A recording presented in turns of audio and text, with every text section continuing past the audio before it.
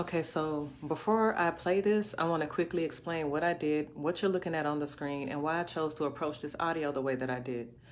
As a professional audio engineer with experience in dialogue editing, dialogue cleanup, sound design, and post-production, I decided to work on that C-toe call using traditional audio processing techniques rather than relying on any AI voice separation or AI enhancement. My goal was pretty much to preserve as much of the original recording as possible while making the quieter dialogue and background audio easier to hear. So I basically used techniques such as subtractive EQ, compression, gain adjustments, noise reduction, frequency isolation, and other traditional processing methods.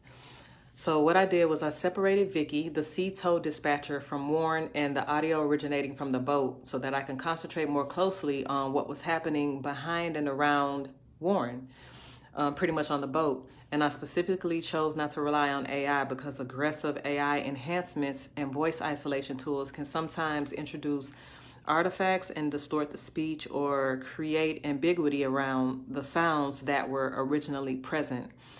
And for something this serious, I wanted my processing to remain as conservative as possible. You'll also notice time code and dialogue written on the side of the screen and pop up during each segment.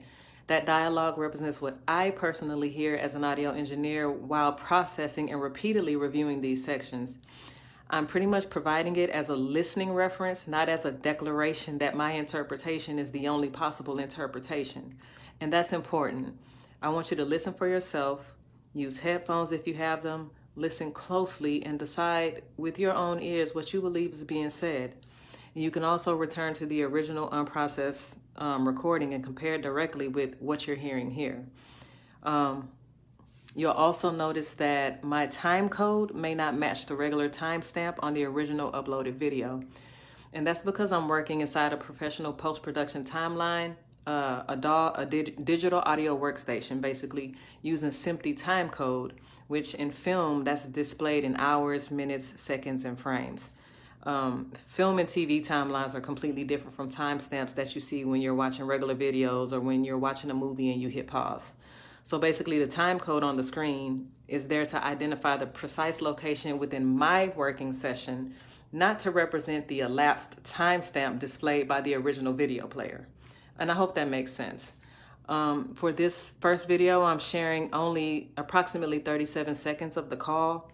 I originally intended to continue much further, but once I separated the dispatcher from the boat and started concentrating exclusively on the background dialogue, what I believed I was hearing became extremely difficult for me to process emotionally, and I needed to take a mental break. But I wanted to release this portion because some of the details that stood out most to me occur very early in the call, like right at the top of the call. And so I'm gonna let the audio play. Read my transcription if you want to reference, but don't allow it to determine what you hear. I want you to listen first, listen again, compare it with the original recording, and then judge it with your own ears. I hope this breakdown helps. And my